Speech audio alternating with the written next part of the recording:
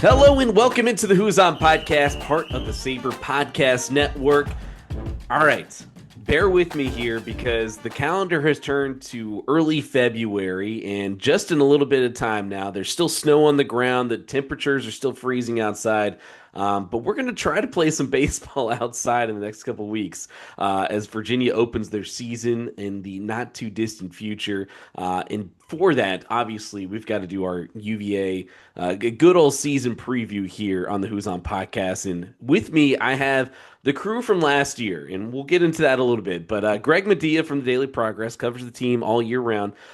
Greg, thanks for coming. Happy to be here.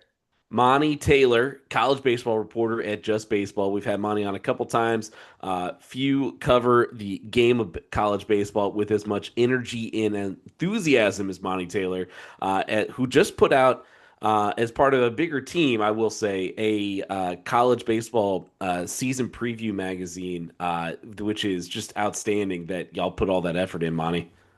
Yeah, thanks. It's really exciting to get out there. It's something that I think we've been missing. You see them in basketball and football, and to be able to have those available for college baseball is great. But I'm happy to be here. Always happy to come on and talk ball with you.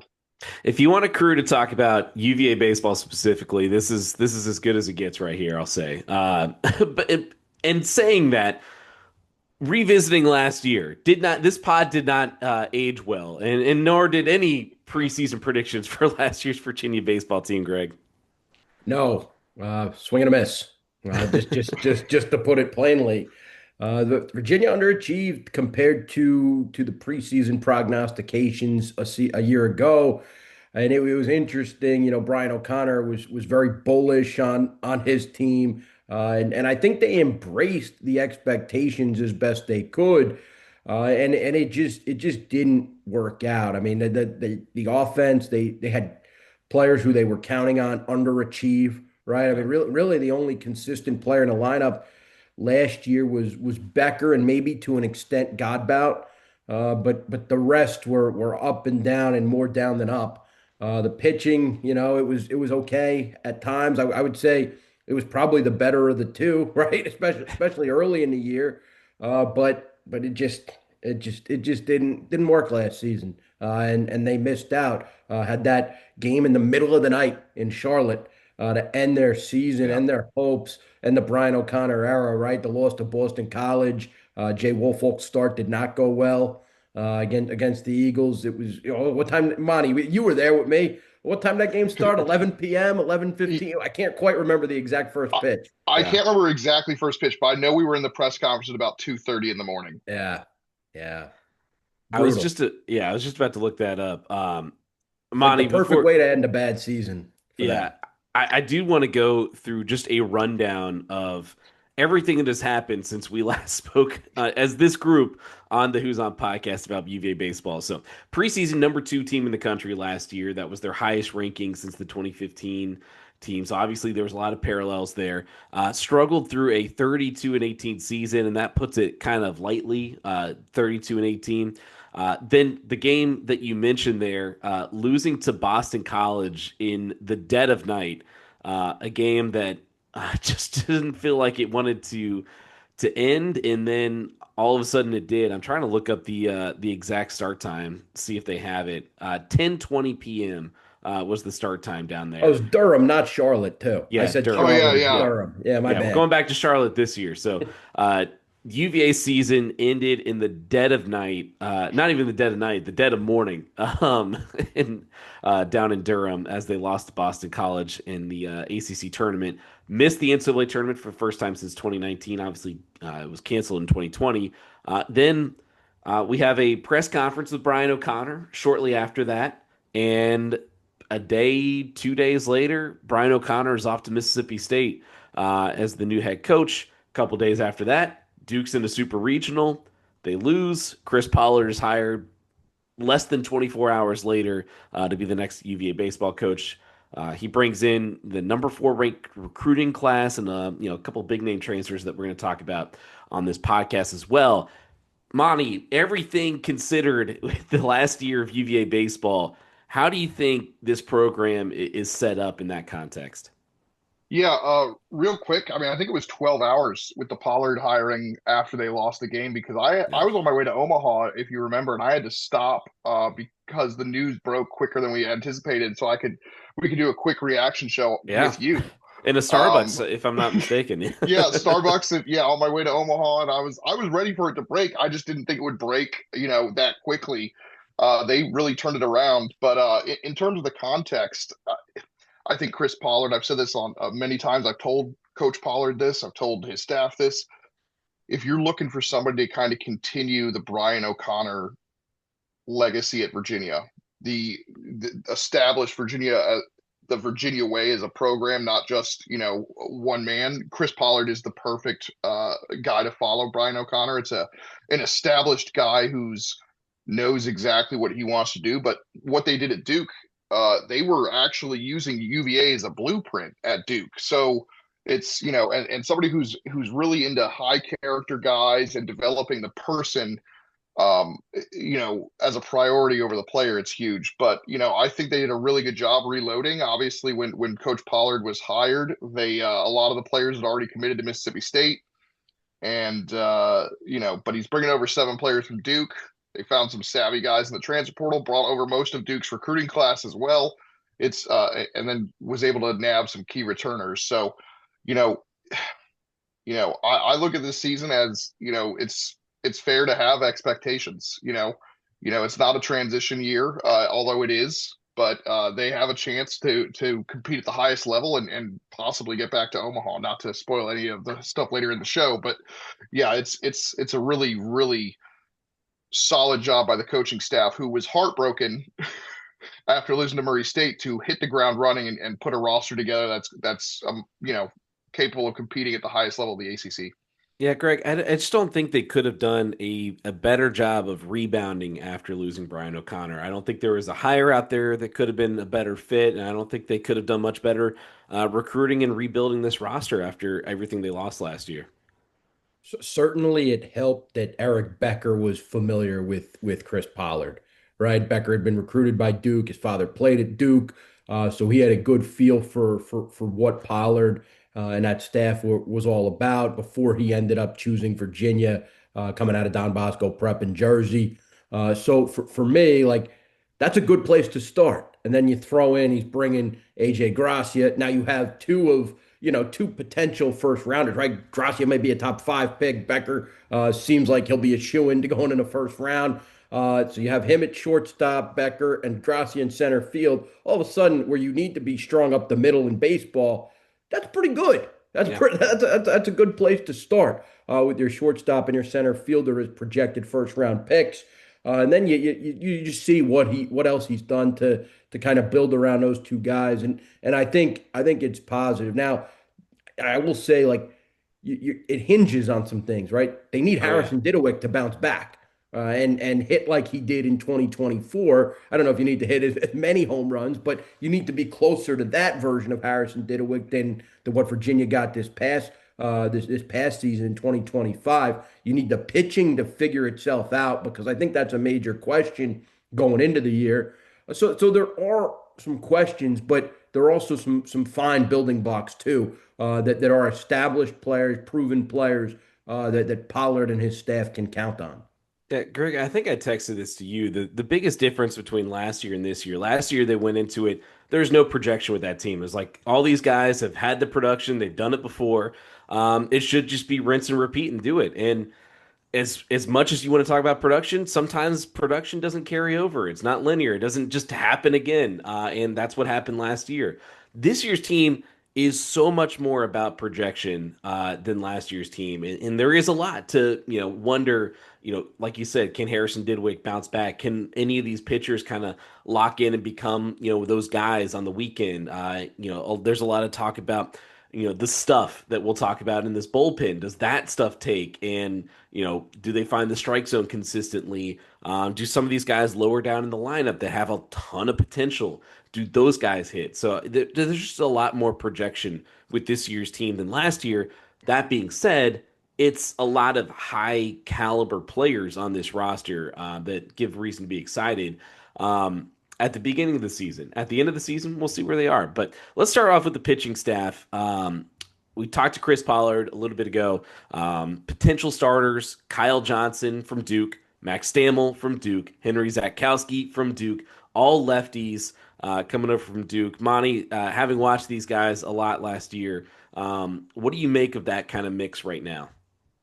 I mean, it's solid. I mean, I don't think there's a more important player on this roster right now than Kyle Johnson, Yeah. and getting a resurgent Kyle Johnson, who, based on all the offseason stuff we should be getting, his ability to take that ball on Friday night, nothing is more important to Virginia's success than that. Velocity was down across the board last year on all of his pitches, at least a tick for all of his pitches. Command struggled a little bit. Strike throwing went down a little bit. He left too many balls, in the heart of the plate that ended up being, hit for extra bases, and he's got to clean that up. If he cleans it up, returns to even just, freshman year form or better, I think you've got a good shot there. But Zatkowski, that's a guy that throws strikes. I think he had, 9 total walks maybe last year in 60 innings. And then Stammel had a great performance on the Cape in starting roles. But, you know, those are 3 guys that if they can solidify that rotation, I feel really, really good about the pitching staff as a whole. The problem is if those 3 guys don't, that's where you get into some concerns and some issues.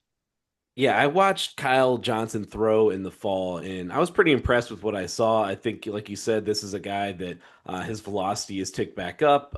It looks like he's got a good mix out there, and it looks like he does have the potential to be a Friday night type of guy, like the guy that he had the potential to be coming out of high school and everything. But again, it's just so much projection. We talk about Max Stammel. He's a guy who hasn't really been in this kind of role before as a weekend starter. He was a reliever last year as a freshman at Duke, and Chris Pollard has talked the world about Max Stammel and has compared him to Jamie Arnold from Florida State. We'll see if that comes off, but Greg, it's also interesting, and I'm interested to hear your thoughts. All lefties, and this is a Virginia team that has 5 lefties total.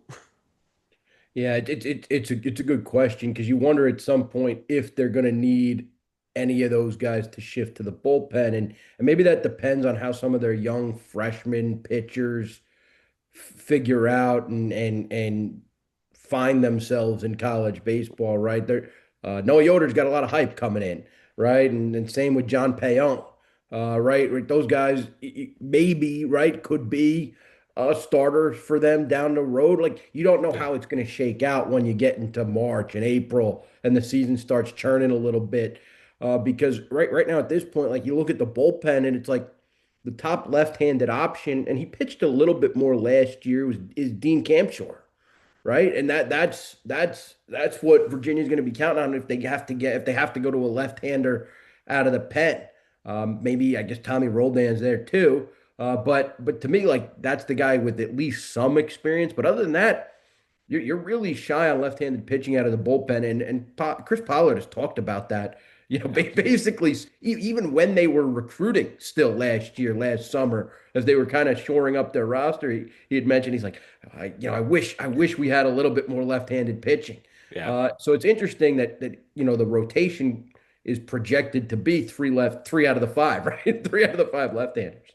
And I think it's just because those 3 guys are just a little bit further ahead than anyone Yeah. else. We talked about the freshmen, Yoder and Payon. They didn't pitch at all in the fall, so they're a little bit behind. And those are the 2 guys that I would anticipate if there's anyone that could kind of shake up the weekend. It could be those 2 freshmen. Yeah, and another one they're high on, Michael Yeager, Yeah. who had an outstanding summer and fall. That's probably another dark horse if you're not looking at the 2 freshmen. But yeah, I mean, they've got some options, but you hopefully have those guys solidify the rotation so you don't have to go and try out one of the 2 of the freshmen. But you know, Zatkowski wasn't supposed to be a starter for Duke last year, and he ended up throwing most of the second half. So, they're not afraid to go with the freshmen if they feel like they're ready, and it's paid off for them before. But hopefully you don't necessarily need that. You can have those guys kind of slowly come along, and you don't have to turn to a Kevin Jacksel or a Joe Colucci or a I'm thinking Michael Yeager, who Yeah, I just yeah. mentioned might be the midweek guy. Yeah, I if one thing I learned from Brian O'Connor over the years I covered him, his one thing was uh, whatever it looks like on opening weekend, that's probably not going to be what it is when you get to May and June later in the season. And I was listening to a recent interview with Chris Pollard, I think on the ACC Baseball Etc. podcast with Darren Vi, who does great work over there. And Pollard was talking about the freshmen. And just kind of their plan in general, just wanting to kind of ease them into it, especially how behind they are, and that's kind of been their plan in the past. But like you said, Zatkowski, that was his plan too last year, and things change as we've talked about. Looking at the bullpen, and we'll start with the end of the bullpen, the guys that are coming in the late innings, because that's where Virginia is really excited right now. Closer in Tyler Kappa, who was a starter at Eastern Michigan. Having him in this role, the velocity seems really up, and Virginia, like maybe since Jay Wolfick, hasn't really had a go-to closer, Greg. Yeah, no, they have not. It's been kind of by committee. You've seen different arms in that role. I guess Aiden Teal, like when he first got For like the healthy, first couple the first two weeks. weeks, right? Yeah. Of what would that be? That would have been the 2024 season. Yeah. He closed out a few games for them early on. But yeah, outside of that, that it just has fluctuated with who's earned those save opportunities.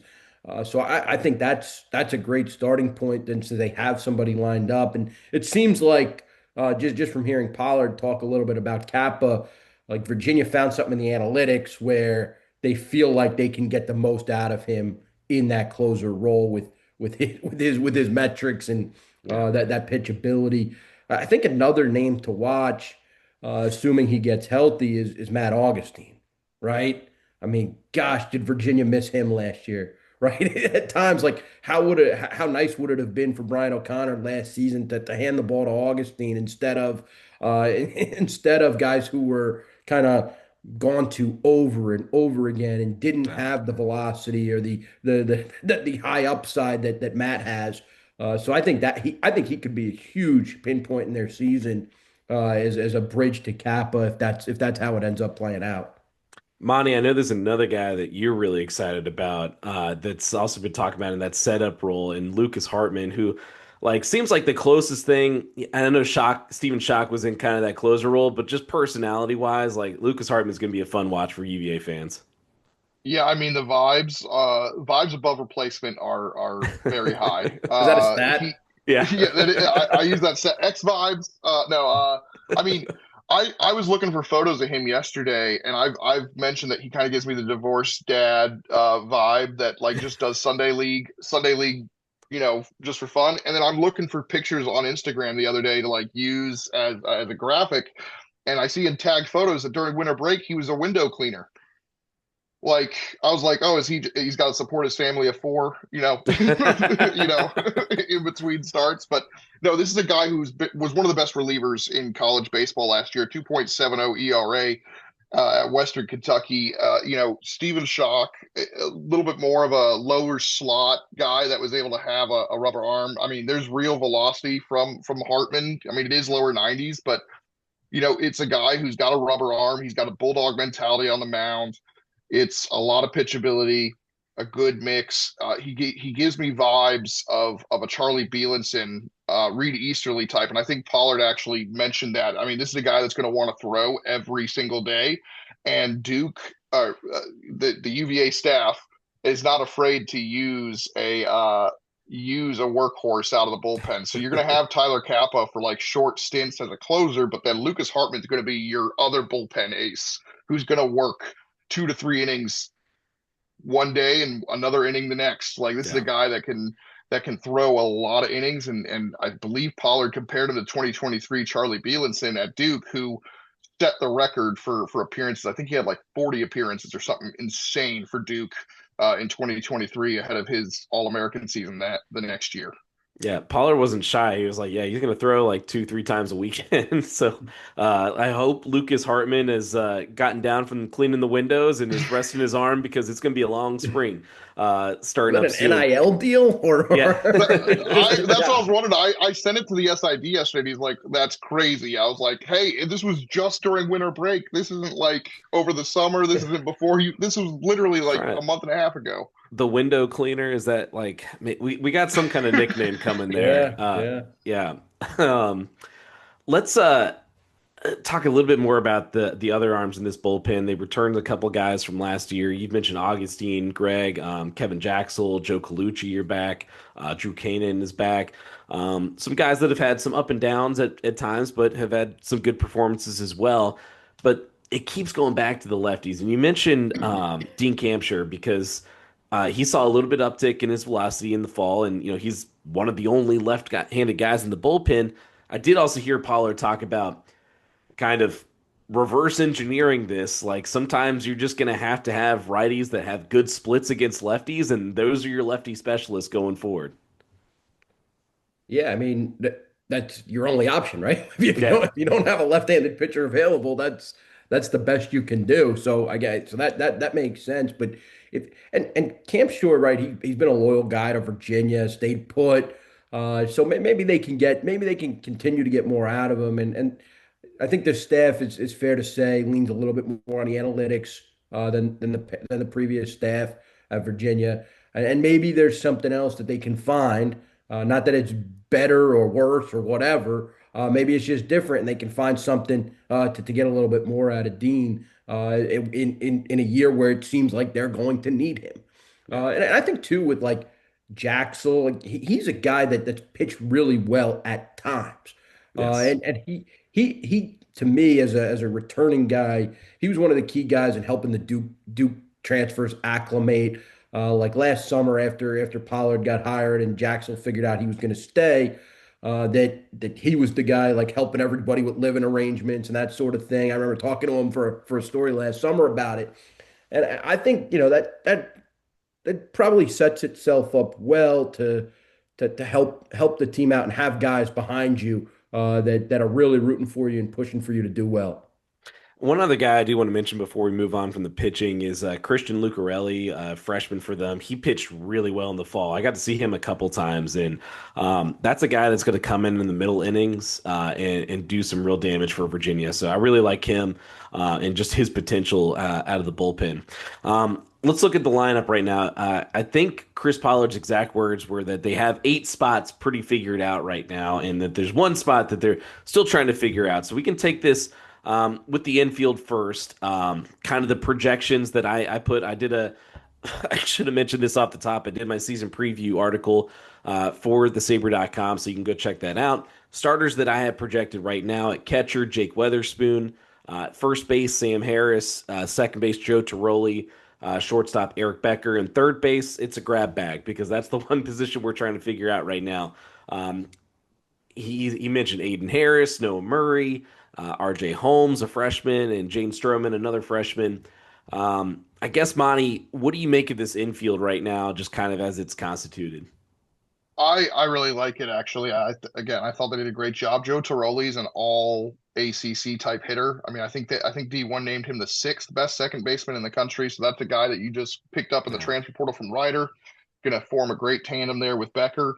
But I really looked at the first base situation, and I am so excited for Antonio Parada, who is a guy who is waited in the wings. I think Brian O'Connor mentioned on I want to say it was Jeff White's podcast before in 2024 that Antonio Parada was in the mix to be a starter as a freshman at first base, but obviously that went to Henry Ford.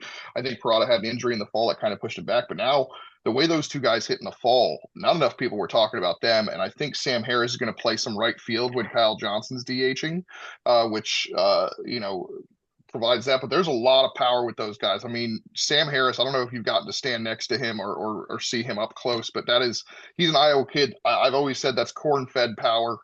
I don't know if he's able to pull the ball. I mean, I see him hit 110 mile an hour lasers, but it always seems to go the opposite way. He loves hitting backside home runs. Just an unbelievable player there at first base. And then again, really excited for Antonio Parada, who I feel like was hitting doubles every time I saw him in the fall.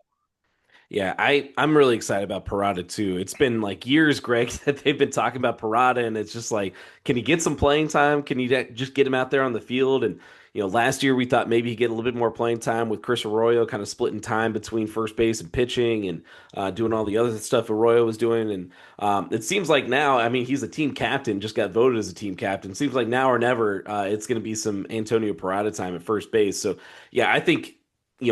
Sam Harris, and Antonio Parada, they're going to find a place for those guys in the lineup on any given day, whether it's at first base, DH, right field, like you mentioned, where Harris has played a little bit as well. The big question, Greg, is on the other side at third base. You've got Aiden Harris, who came in with all the potential in the world, has real power out there. Noah Murray, who I think I've said this to you, Monty, is just like, what you got in Noah Murray. Like, he's a good, consistent hitter at the plate with some defensive question marks. Charlottesville kid, and has, seen some time flexing between second and third base at Virginia. Then the freshmen, they kind of bring their own things to this. But Greg, what do you think about this third base position? Yeah, if they can get Harris consistent, right? He just didn't get a lot of opportunity last year because he was a young guy on an old team, right? I mean, Virginia was an old team with high expectations, and it just wasn't gonna fit with Harris cracking an infield group that had really outstanding players with high expectations. So maybe you have if you need some more power, maybe you go with Harris. Maybe if you want more of a steady, reliable, what you're going to get, from one thing to the next, from one day to the next, you go with Murray. So that's what it seems like the potential platoon could be there. And I think as long as they get what they need out of shortstop, second base, and first base, you can figure out third base on the fly. Yeah, they've got, I mean, those shortstop, second Yeah, base, first base, those positions are locked and loaded. Some of the yeah, best in the ACC. So it's like, yeah, can you get enough out of third base? I don't want to overlook Jake Weatherspoon either, Monty, because the things that they've been saying about him, especially as a defensive yeah. catcher and what he's able to do, stealing strikes and backing up the backstop. But then he also led the team in home runs in the fall. I think he's going to be a sneaky under the radar player for this team that maybe not. I mean, I want to say like Jacob Ferentz was when, he kind of surprised a lot of people with, oh, this guy is like, he came down from a lower level, but he's got some stuff. Oh yeah, Weatherspoon is legit. We'll start with the defensive stuff. I got to watch a lot of Luke Stevenson and Vaughn Lackey last year. Obviously, Luke Stevenson, a first round draft pick. Vaughn Lackey, right now, the currently top ranked catching prospect in college baseball. What those guys do, stealing strikes. Caden Bodine's another one who was a first round pick by the Orioles who stole a lot of strikes. I think they actually put up a data thing for Bodine, and some of what he stole was ridiculous. And you had to worry about the umpire calls at that point. But that is a very valuable tool, even more so valuable in college baseball because the umpires are not quite the caliber of MLB. Not anything against the umpires, but it's going to be a little bit easier, I think, to fool them. And I think that's going to be pay dividends. But it also gives your pitchers confidence because his blocking ability behind the plate, he's got a strong arm. And so at that point, with what he can do defensively, it's almost like offense is a bonus. And then he's got Yeah. power and led the team in home runs in the fall.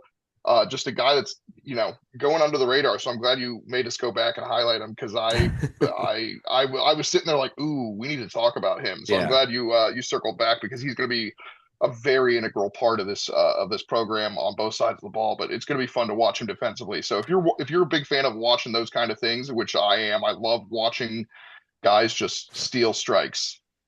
And a guy that was committed to UVA before the new coaching staff came in. So he's been in it for the long haul. Greg, I'd also be remiss if we didn't just like stop for a second and talk about the biggest retention piece that they had last year, and Eric Becker coming back. Yeah. The guy led the team in batting average and had a great season. The question here is there another level for Becker to go up this year, with even more put onto his plate? I think you've seen the power grow since he's been at Virginia, right? It was doubles early in his freshman year. Then all of a sudden, the ball started flying over the fence like midway through his freshman year. Hit 9 home runs a season ago, 52 runs batted in, bunch of doubles. Like you kind of know what you're going to get with Becker in terms of in terms of where he hits the ball. He loves that left center gap to the opposite way. He can pull the home runs too. So to me, I just am curious, like where are they going to hit him? Are they going to hit him second? Are they going to hit him first? What are they going to do with the lineup with Becker? Because last year you saw him lead off to start the season, and I wouldn't say it was a slow start, but when they moved Teal up to the first spot, that's Brian O'Connor and his staff. When they moved Teal up to the leadoff spot and slid Becker to the two hole, then all of a sudden Becker got going. Yeah. And it was he was their best offensive player last year, undoubtedly. And I thought he probably looked a little more comfortable in a two hole as opposed to the leadoff spot. I know Pollard recently said that his plan is to have Eric Becker and AJ Gracia, who we're about to talk about, in that 1-2 spot in either order, whatever order you want to put them in. They're two of the best players in the country. So, yeah, you want to get them the most at bats possible. Simple. Yeah, it seems like, don't overthink it. And then the next three guys in whatever order, Joe Toroli, Sam Harris, Harrison Didawick, in whatever order you want to have them. And that's your top five. He said that part is pretty much locked in place. It's, after that, it kind of fluctuates a little bit. A lot of lefty hitters at the top of that lineup. I think Tiroli's the only one that kind of breaks that up a little bit, Monty. Yeah, I think my original projections, and obviously we've gotten new information. I think I split that up and had Tiroli maybe second and Gracia third. So you kind of split Yeah. up that left to righty. But no, I'm really excited about what they've got. But having Becker potentially, in that leadoff or two spot, and Gracia, you have, I mean, two guys that are just unbelievable. And talking about Gracia, I've been lucky to watch him blossom. And this is a kid who, as a freshman at Duke, was an immediate impact guy because of his ability, his knowledge of the strike zone. And this is why he's so highly regarded, is he doesn't chase. Like the analytics they had for his freshman year in the fall where guys get their welcome to college experience, he was just did never chased anything out of the zone and made contact with balls in the zone. They immediately knew he was going to be a key bat in their lineup and from day one as a freshman. And the testament to him, I mean, obviously we talk about him and he is about as he's got ice water in his veins, which I met his dad, and it must be all of his mother's genes because his dad is high high intensity kind of, the opposite of AJ, which I thought was interesting because he's like, hey, yeah, I'm a big fan of yours. My son's on the team. I'm like, oh, who's your son? He's like AJ Grossi, and I was like, yeah, is he your son? No, but yeah, he is cool, collected. Even when he struggled at times last year, he had a slow start. I thought he was gonna, he got red hot in the second half of the year. But he just stuck with his process, and I kept asking him a couple times during the season about that slow start, and he was just never panicked, which I think is a testament to him as a young man. Because at 20 years old, and I was not that confident and level headed. Yeah. Well, let's talk about AJ Gracia because, Greg, for my money, I probably the best prospect that Virginia's had on a team in quite some time. I mean, Since Kyle Teal, Kyle right? Teal was Yeah. up there, but I mean, the ceiling for Gracia as a prospect might be even a touch higher. He could go in the top 5 picks in next year's draft. So maybe you're going back to like Danny Holtzen, back then when you were at the top of the draft. But Mr. Consistent, that's how Chris Pollard described him, and just brings a different. I mean, like it's great when you can hire a coach and he brings one of the best players in college baseball along with him. Yeah, it's this era of college athletics, right? It almost has to happen that the coach is gonna bring some talent with them, especially because the exiting coach took some talent with him, right? Virginia, it like when Brian O'Connor left and Aiden Teal followed, you kind of thought like, how are they gonna replace Aiden Teal in center field with his defense Yeah. and what he provided them out of the leadoff spot offensively, particularly in the back half of the year, and Virginia did it, right? I mean, in terms of prospects, Gracia is projected top 5, top 10 pick. Teal is a great player, but right, not that, not not, Yeah. not that. So like when you look at it on paper, you're like somehow Virginia maybe upgraded in that spot. We'll see how it plays out throughout the season. But From all accounts, and Pollard said he's a good defensive center fielder too. Compared him to Jim Edmonds, that's pretty good. That's a pretty good starting point. The former Cardinals and Angels center fielder who won all those Gold Gloves, so he can defend. And then with the way he hits the ball, you're just in a it's a great spot to be. You'll see some power, of course, and just consistent, right? You'll see the consistency and drawing the walks that even when he's maybe off to a sluggish start or going through a mini slump, you'll still see him draw walks and get on base, and that's a big part of the game. He's going to be exciting to see out there this year. One of the returners in the outfield, Harrison Didowick, we talked about him earlier. He's a guy that Pollard thinks could hit in the top five in the lineup, and it's a big question. Can Didowick bounce back from what we saw last year to what we saw the year before when he tied the single season home run record? And I don't think anyone's putting that on him. We don't need you to get back to that, but you got to get up to a certain point where you can hit consistently in the lineup. You can show some of that power that you did before. And it seems like from what Pollard said, he came in with a plan this year as far as, how he was throwing from the outfield and just talked about, refining the approach at the plate too. And I think it's good signs going forward for Harrison Didowick, Monty. Yeah, absolutely. And I knew immediately I was really excited because sometimes the coaching staff, nothing against Virginia's old coaching staff, 'cause we know how great they were. It's not a shot at them, but sometimes that a new viewpoint can really Yeah. unlock something. And I was really excited about certain members of this returning group getting a chance to work with Eric Tyler, who I think is one of the best young hitting coaches in the country, if not the best. What he did at Duke to get guys who are making a jump in competition to be even better than they were at lower competition is just unbelievable. And Harrison Didowick was one of the guys I was really excited to see Eric work with. And I mentioned to Eric at the ABCA's, I was like, "Hey, did you fix Didowick?" And kind of making a joke. And he goes, "He didn't need to be fixed. He just needed to be himself."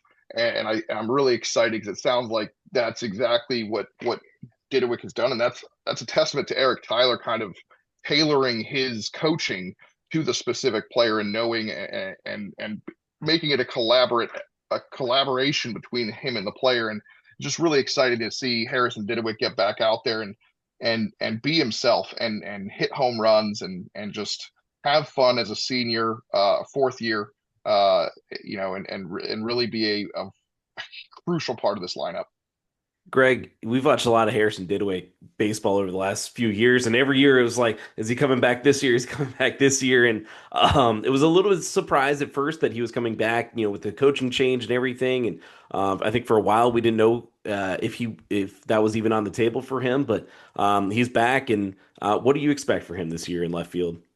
Yeah, you wonder too, like just going back to last year with how much like he was on top 100 draft boards, this time last year after the record-setting home run season that he had, and he could have went into the draft after that sophomore year, right? He was one of those older sophomores and made the decision to come back in large part, to work on the defense and show he could do it again at the plate to bolster his stock after, it was kind of like a breakout year. You would say 2024 was for him, but rose up the draft, and you just wonder like how much does that impact the kid when the pressure is there, right? You've seen it even going back to Ethan Anderson, who's pretty high up in the Orioles system now, and right, knocking on the door a little bit with the O's.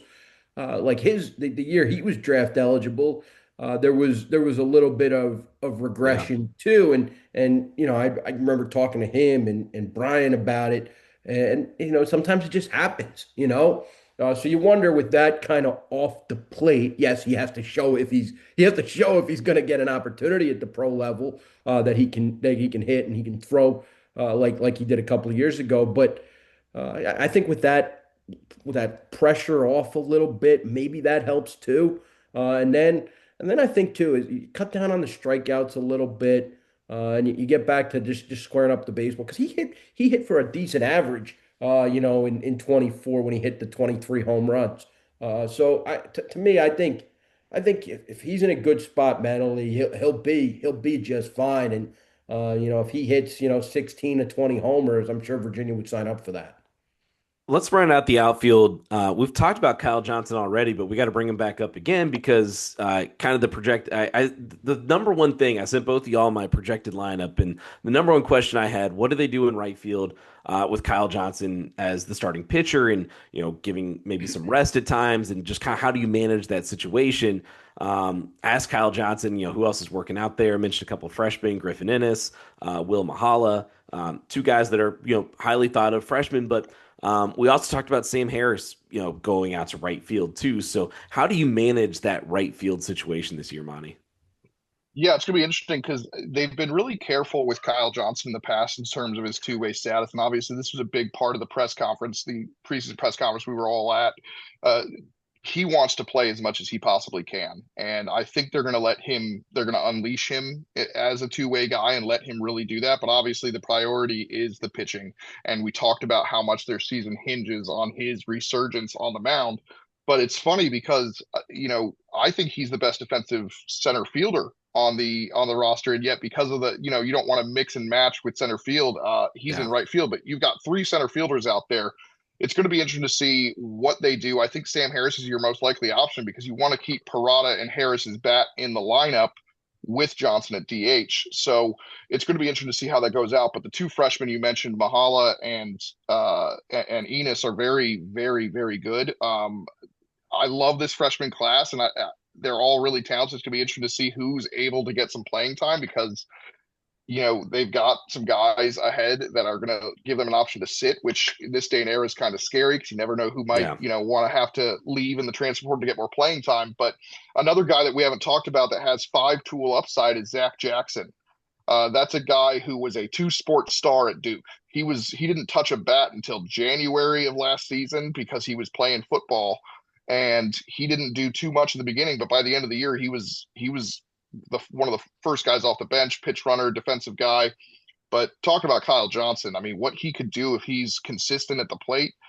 He actually had to come in last year in that game one of that super regional, if you guys recall, because AJ Gracia was suspended for wearing that helmet, The wearing celebration, right? the celebration. Yes, it was yeah. When I say suspension, don't think that AJ Gracia has any character issues. He had hit a home run. They celebrated with a batting or a construction helmet, a go He was ahead like a hit. foot out of the dugout. Yep, a foot out of the dugout. So he got ejected in the ninth inning of that game and then suspended for game one. And so Kyle Johnson had to start in center field.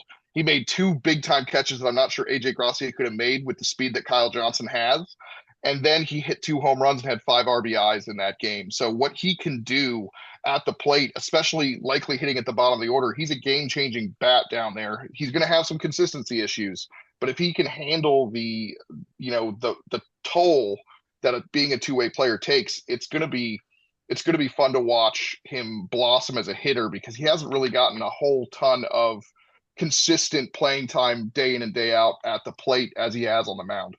I'm gonna steal a Greg Madia-ism here and say at some point this season, Virginia's gonna need Zach Jackson to come make a play out there, whether it's as a defensive substitute, as a pinch hitter or something. Yeah, that's a callback to Harrison Whaley, Greg, and you And were turns right. out, turns out I was right. They don't win the Gator Bowl without Harrison Whaley. You were right. I have to give it to you. You were right. Uh, But yeah, I think that he could be a good bat for them. Pollard's talked really highly about him, and just now that he's focusing completely on baseball, you could see him make some impacts there in some short appearances.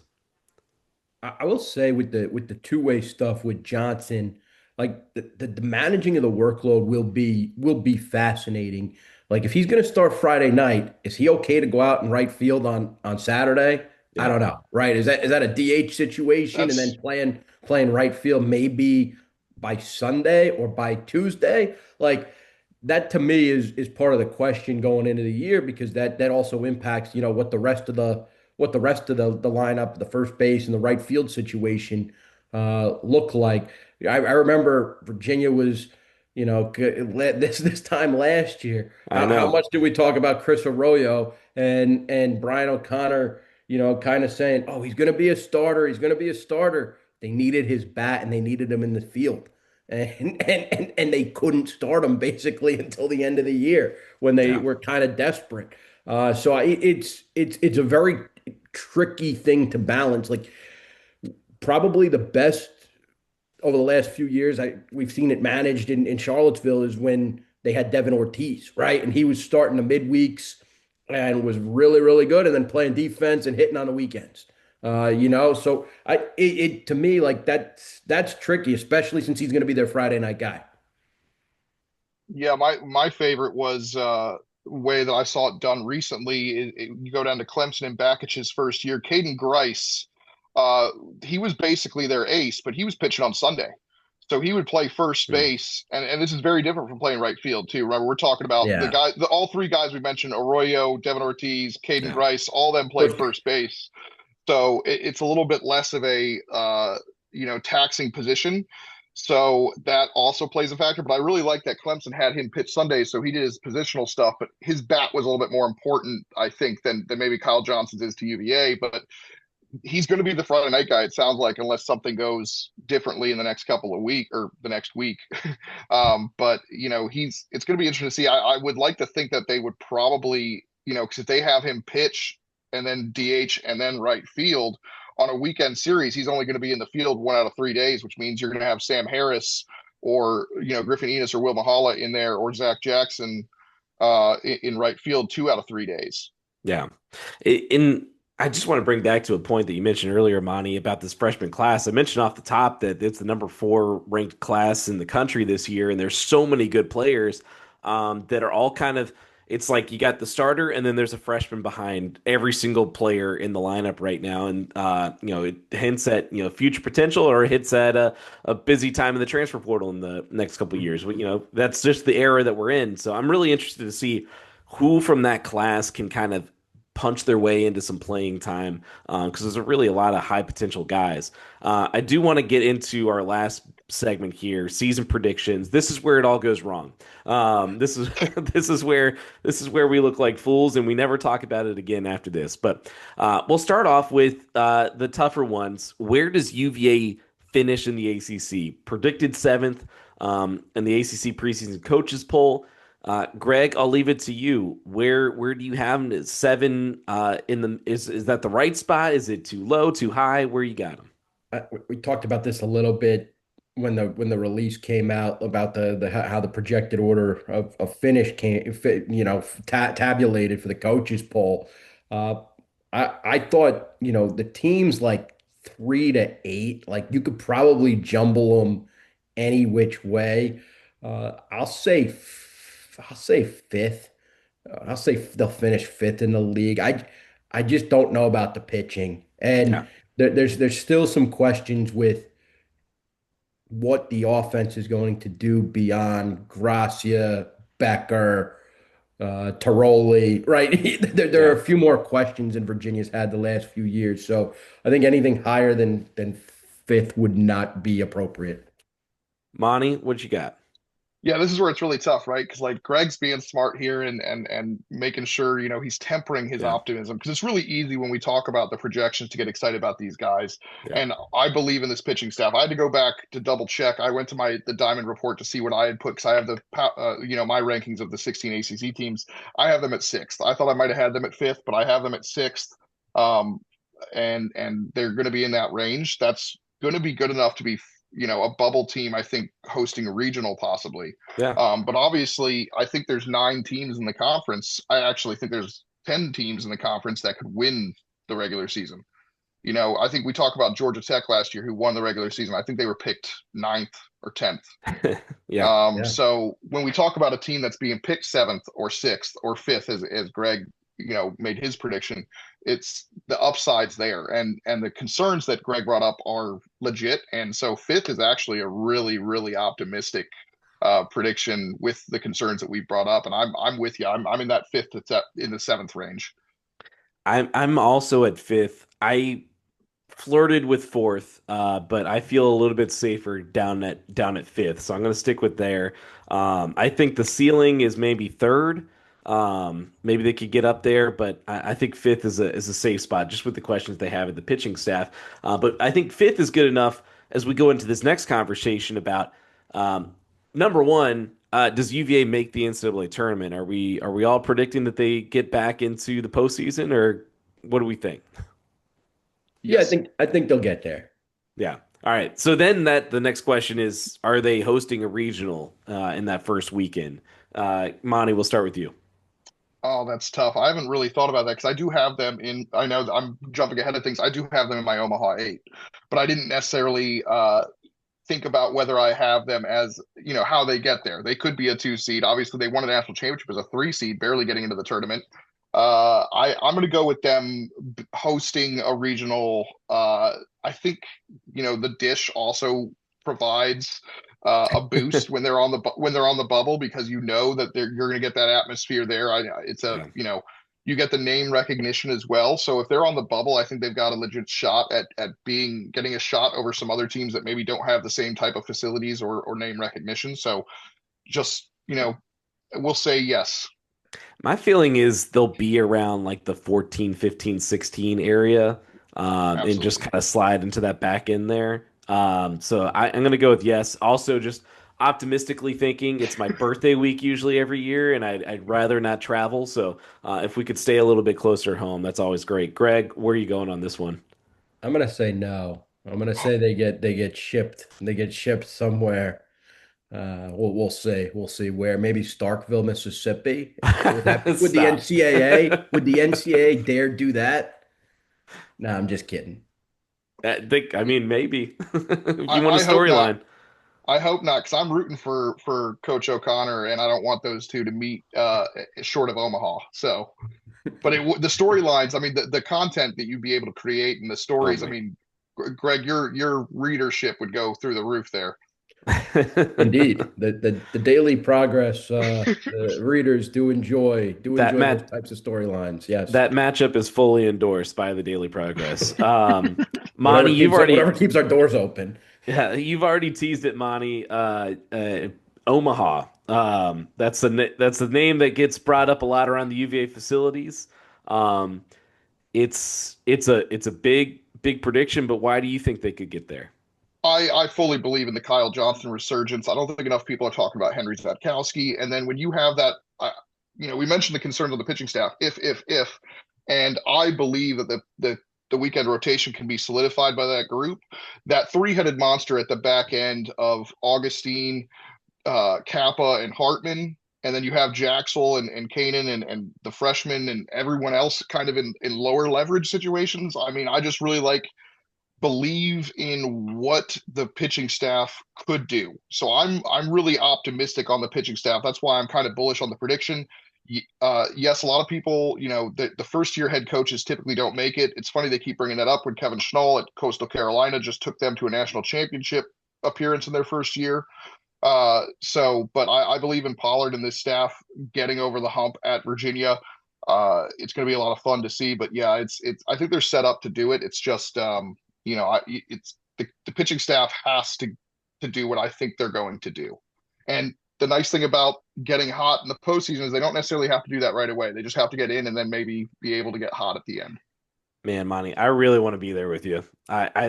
Nothing's better than a late June trip out to the middle of nowhere, Nebraska. But I'm gonna go. Just they come up a little bit short in the super regional this year.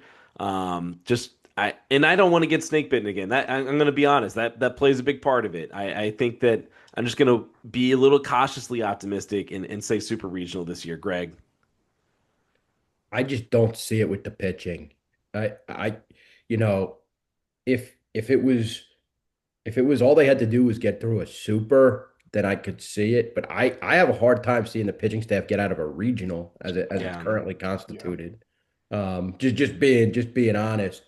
Now could that change? Could they get on a run? Could they win their first two games and find a way to cruise to a regional? Yeah, sure.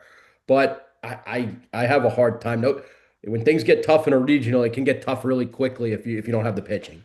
I think too that they would need to win those first two A games. hundred percent. And Because even good teams lose a game in a yeah, regional. yeah, that That's I love that. That's a good point. I love the way the format is because yeah, like a couple years ago, a team that makes me think that was set up perfectly for a super regional was East Carolina with Treya Savage and Zach Root, but they couldn't get out of a regional. yeah, So it's just tells you how great the format is. I think because you're tested in different ways, and yeah. you know just because you might have a team that's good enough to win a super regional doesn't mean you even get to a super regional.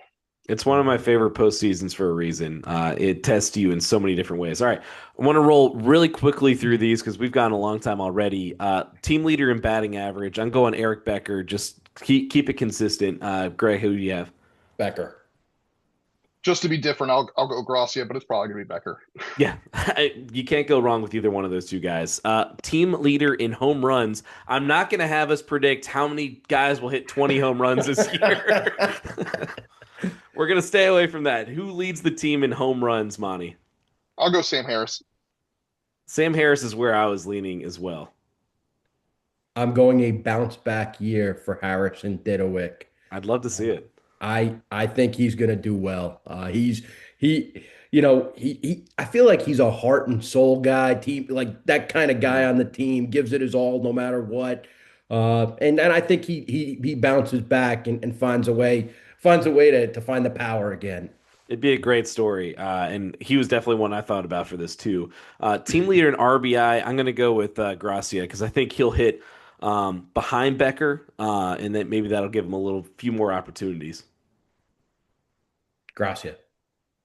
Yeah, it's going to be AJ Gracia, but to be different, so we can provide somebody else. I'll go Joe Toroli. Oh, okay, that'd be good. Team leader in wins, and I always caveat this because everyone wants to talk about like the Friday night guy or whoever the top pitcher is. This isn't about who the top pitcher is. This is about who's going to be in the best position. Because some years, like we mentioned before, you could have an All-American pitching in your midweek games and Connolly early, and he sets the program record for wins. So, who do you have as the team leader in wins, Greg? Dean Campshore. He's going to be the lefty hawk who hawks wins out of the bullpen. Wow. Just Okay. just racks them up. Even if he comes in for 2 outs at a time, he's going to find a way. Because I feel like they're going to be in some close games, right? Yeah. They have a good offense. The pitching you have questions about. So I think a lot of these wins, especially early in the year, are going to come via the relievers, right? You're going to need your relievers to step up, and if he's a guy they're counting on, man, that would be something. Monty? I thought I was going to be clever by going with a bullpen arm, and Greg went really clever. I'm Yeah. going Lucas Hartman in Okay. that bullpen ace role. Yeah, I really like Lucas Hartman out of the bullpen. I mean, the guy I think who led the ACC in wins last year was Mason Patel. He didn't start a single game for Georgia Tech. Matthew Mathias a couple years ago at UNC won a bunch of games, never started. So that bullpen ace that does that pitches a ton and gets some long innings. That's a guy that can win a lot of games, double digit games. Y'all are really making me rethink this because, yeah, I mean, it's so true in this day and age with starting pitching. It's a lot harder to get a win as a starting pitcher than No it is a doubt. reliever. Like, you don't see a lot of guys going deep into it. I'm going to go with Michael Yeager. If he's going to be a guy that starts a lot of midweek games for them, and you would hope and I don't want to put the cart ahead of the horse because we saw them lose to Richmond and Liberty a few times last year, but you would hope that you can pick up some easy wins that midweek. So I'm going to stick with I think this is my yearly pick of going with a midweek guy as the team leader in wins. Strikeouts. We'll go with Monty first. Uh, I'll go with this is tough. I'll go with Kyle Johnson. I Yeah. think his strikeout total the Friday night is gonna be big. I think there's a couple options here, but I'll go with KJ. I'm Yeah, I gonna go like with Kyle. Stammel. Yeah, that's where I was going to with Max Samuel. I think he can rack up a few of them pretty quickly. I like his kind of ratio there too. Team MVP. I'll go with. Whew, this could go a couple different ways. But I'll go with Eric Becker. I think he's gonna kind of take the next step this year. Provide this team a lot. There's a couple different names I have in my head right now. We'll see if y'all pick them. Monty, who you have? I mentioned, if we're talking about value and who success is integral to the part, it's got to be Kyle Johnson. That's the So one I was flirting with. that's what I'm going to pick just because of that. I mean, I think if you're talking about a guy who's ACC Player of the Year caliber, we're talking Eric Becker. But in terms of valuable, who's the most valuable to the squad and how he pitches and Yeah, provides offense? I think it's got to be Kyle Johnson. Greg. Becker. Yeah. Okay. Yeah. Yeah. And the Kyle Johnson one is such an interesting case. If he hits and he does what, this coaching staff hopes he can do in a Friday night role and then also contributes in the field, like it's going to be pretty hard to argue against the value that that provides for this team. But yeah, Eric Becker, I think he's got another level to go, and he's gonna wake some people up this year, even more so than he already has. Top pitcher, I guess Kyle's kind of the guy going into the season that's seen as the Friday night guy. Are we sticking with him, Greg, as the top pitcher on the team by the end of the year? I'm gonna go Stammel. There's just something about him, and I think that's You're the choice drinking for me. the Kool-Aid. I am. I am. I can see the track and the projection. Yeah. Yeah, I was also leaning towards Stammel here, just because I think that, um, especially if we'll see how they mix up the rotation, but I think he could really kind of open some eyes and maybe facing the second best pitcher on a team in that matchup and kind of getting some of those advantages. Monty, I'm going to give Zatkowski some flowers. Henry Zatkowski.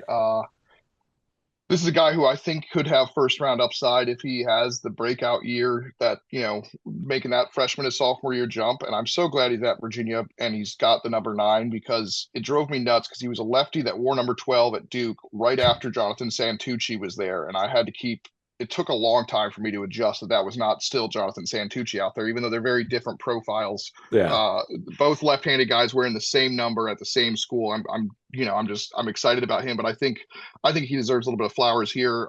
Obviously, if Kyle Johnson's my MVP, he's got to be my top pitcher. But I'm just gonna throw out Henry Zatkowski there to give him some flowers since we haven't really gotten to talk about him as much. flirted with him as a potential wins leader if he's going to be pitching on Sundays. But the next one is breakout star, and this you could go any. I'll leave this completely open to you. This could be someone that no one's expecting. This could be an under the radar kind of thing, or it could be someone that's been there, done it, but hasn't kind of hit that next level yet. Greg, would you like to start us off? Breakout star. Man, does Matt Augustine qualify, right? If he's healthy, I don't I know. haven't He seen kind of it in had a his couple of years. breakout. He had his breakout in the 24 postseason. So maybe I'll go else. I'll go Weatherspoon, the catcher. Just it kind of feels like you mentioned Ferrin Sitch, right? Kind Yeah. of feels like that smaller school, right? He coming from a JUCO. Ferentz was from D3. Highly thought of defensively, but can mash a little bit too. I'll go Weatherspoon. Weatherspoon is very high on my list, but since you went with him, I'm going to throw out Sam Harris because he hasn't had the breakout yet. He's been a good bat, but if he can hit the levels that we're talking about, leading the team in home runs and being potentially in that cleanup spot in the lineup for Virginia, like that's a breakout star right there. Monty, Yeah, it's a good shout. He didn't play hard. I think he had 8 at bats as a freshman, and then last year had a slow start before he got yeah, hot. So yeah, he hasn't quite broken out. I love that pick. I'm going to go with his partner there at first base, Antonio there you go. Parada, sticking with the vibes. He's a guy that in limited at bats last year we saw him looking pretty good, and he's been the heir apparent to the being the team clown a little bit from Anthony Stefan. So he's a team captain, very well respected, and I think he's going to have a big season towards the bottom of that order. Plus, his nickname is Big Toe. Like Yeah, that, it doesn't get better than that. Yeah. What's the exact vibes above replacement for Parada? it's up there. I need the marketing team, the social media team to mic him up a little bit more so that you can raise that bar. I mean, Yeah. that's going to play a factor because if you don't know the vibes, you can't assign it a statistic. All right. Well, we've hit every nook and cranny talking about UVA baseball. I don't think that we've left anything on the floor. Both of these guys are going to be covering the team all season long. Monty's obviously going to be covering the ACC at large as well. And you already know where to find Greg. This is Greg's record, like 100th appearance on the podcast. Like I said a few times that I've been on, when do I start getting a check from the Who's On podcast? I mean, people might notice that we've started having some ads running the podcast. So, I mean, maybe it's Oh, coming soon. maybe you get a Zaxby's. Greg Madia segment sponsored by Give Me a Little Oh, NIL Money. who's the perfect advertiser for Greg Madia? Coke Zero? Coke Zero, I'd happily take Coke Zero. They could just pay me in Coke Zero. Yeah, I Uh, don't need money. yeah, yeah. I don't know. Whatever works.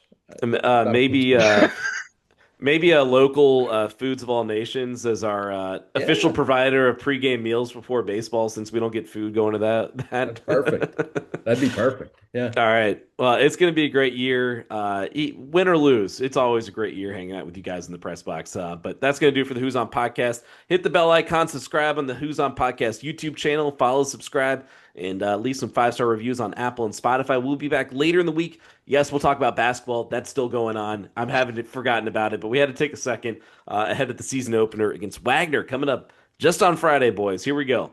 So that'll do it for the Who's On podcast. See you later.